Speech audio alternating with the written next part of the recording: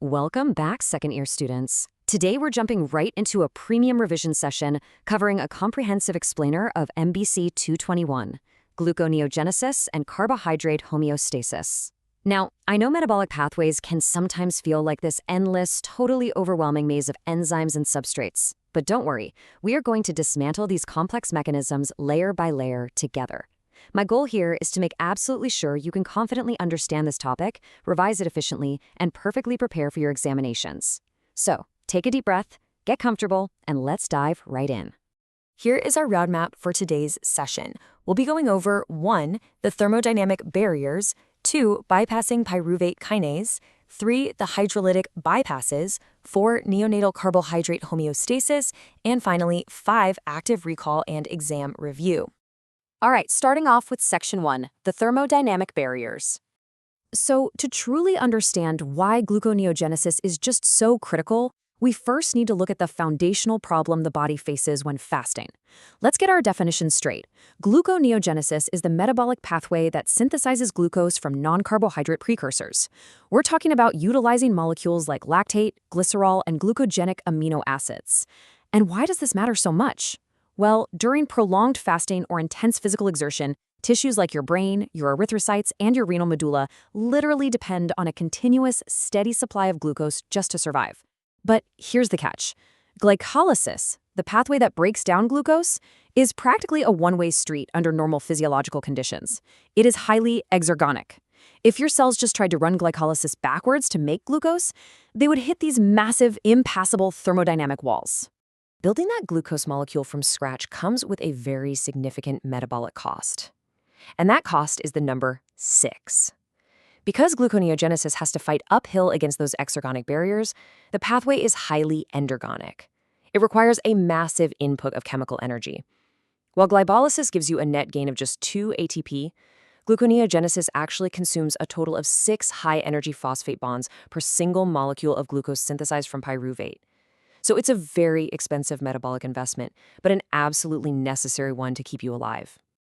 Now, to synthesize glucose, the cell basically has to execute a precise battle plan. It must bypass 3 specific, highly exergonic, kinase-catalyzed steps of glycolysis using 4 distinct gluconeogenic enzymes. We have to bypass hexokinase at step 1, phosphofructokinase 1 at step 3, and pyruvate kinase at step 10. And notice that while 2 of these bypasses happen out in the cytosol or endoplasmic reticulum, bypassing pyruvate kinase requires a highly compartmentalized, tag-team effort between the mitochondria and the cytosol. It's like a giant puzzle. Okay, please pay very close attention here, because this is an exam intelligence alert. A really common mistake students make in the exam hall is stating that the rate-limiting step of gluconeogenesis is the reversal of hexokinase. Do not fall for this. The primary rate-limiting and committed step of glycolysis is phosphofructokinase 1. Therefore, the bypass step catalyzed by fructose 1,6-bisphosphatase 1 serves as the primary, highly regulated rate-limiting site of gluconeogenesis. Always, always anchor your hormonal and regulatory explanations to this specific enzyme. Moving right along to Section 2, bypassing pyruvate kinase. This right here is the first major barrier in gluconeogenesis, and reversing it isn't just a simple one-step reaction. Step 1 happens deep inside the mitochondria. Pyruvate, which comes from things like lactate or alanine, enters the mitochondrial matrix and undergoes an irreversible carboxylation reaction to form oxaloacetate. This is catalyzed by Pyruvate Carboxylase. And for your exams, you absolutely must know that this enzyme requires biotin, or vitamin B7. Biotin acts like a swinging arm carrier that literally captures carbon dioxide and transfers it directly to pyruvate. Plus, this enzyme is strictly regulated. When acetyl-CoA accumulates inside the mitochondria, which signals a high-energy state from fatty acid oxidation, it allosterically activates pyruvate carboxylase. Basically, it binds to a regulatory site on the enzyme to push the whole process of gluconeogenesis forward. But now we face a severe physical barrier. Oxaloacetate has just been created inside the mitochondrial matrix, but the enzymes needed for the rest of gluconeogenesis, well, they're out in the cytosol. So what's the problem? The inner mitochondrial membrane is completely impermeable to oxaloacetate. It's trapped. So the crucial takeaway here is that oxaloacetate must wear a disguise to escape. It gets reduced to malate by mitochondrial malate dehydrogenase. Malate then freely crosses the membrane into the cytosol via the dicarboxylate carrier. Once safely across, cytosolic malate dehydrogenase strips the disguise off, reoxidizing it back into oxaloacetate. This shuttle is beautifully efficient because it also exports essential reducing equivalents, like NADH, which we're going to need later to build the glucose molecule. Finally, a cytosolic enzyme called PEPCK uses GTP to decarboxylate and phosphorylate that oxaloacetate into phosphoinyl pyruvate. Let's ground this biochemistry in a real clinical scenario. What actually happens if this first bypass step just fails? Well, a genetic mutation in the PC gene leads to pyruvate carboxylase deficiency. Pathophysiologically, the child cannot convert mitochondrial pyruvate to oxaloacetate. Gluconeogenesis just completely halts at the very first step, leading to profound fasting hypoglycemia. Meanwhile, all that excess pyruvate backs up in the cytosol and is shunted into lactate, which causes severe metabolic acidosis. Clinically on the pediatric ward, you're going to see a patient with hypotonia, psychomotor retardation, and lactic acidosis. Treatment requires high carbohydrate diets and biotin supplementation to try and bypass this absolutely devastating metabolic block. Okay, take a breath. That was heavy, but you've mastered the hardest part. Let's head into section 3, the hydrolytic bypasses. Once we finally have phosphoinyl pyruvate in the cytosol, it easily flows backward through the reversible steps of glycolysis until, bam, it hits the next major roadblock. That roadblock is the phosphofructokinase 1 step. To bypass it, the cell uses a simple hydrolytic dephosphorylation catalyzed by fructose 1,6-bisphosphatase 1, or FBPase 1. Now, unlike glycolysis, this reaction doesn't synthesize ATP at all. It just clips off the phosphate group using water, releasing free inorganic phosphate. And because this is the primary rate-limiting step, it is heavily regulated.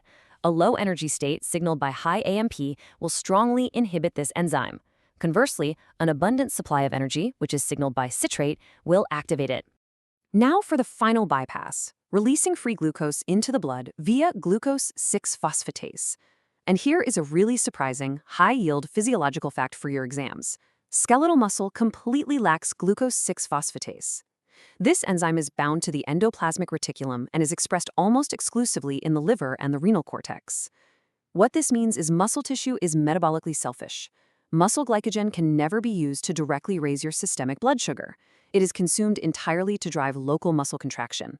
Only your liver and kidneys can share free glucose with the rest of the body. Pretty wild, right? Let's transition over to section 4, neonatal carbohydrate homeostasis. Let's see how all these pathways operate at the very beginning of human life.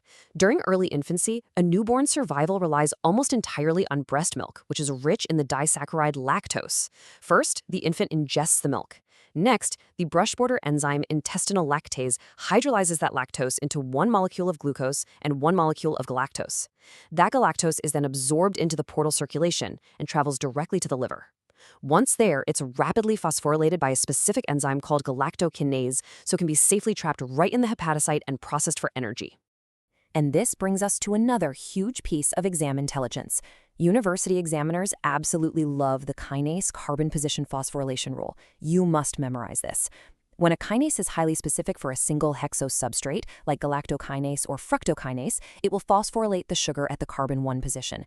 But non-specific kinases, like hexokinase, which can process multiple different sugars, will phosphorylate them at the carbon 6 position. Definitely lock that rule into your memory for exam day.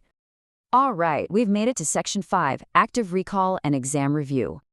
Congratulations, you have successfully mapped out the thermodynamic barriers, the malate shuttle, the hydrolytic bypasses, and neonatal carbohydrate metabolism. Now let's run a rapid-fire revision session to test your knowledge and secure your marks. I'm going to read a question, and I want you to mentally lock in your answer before I reveal it. Ready? MCQ 1. Which glycolytic enzyme is bypassed by fructose 1,6-bisphosphatase 1 during gluconeogenesis? Take a brief second and try to recall that table we studied earlier.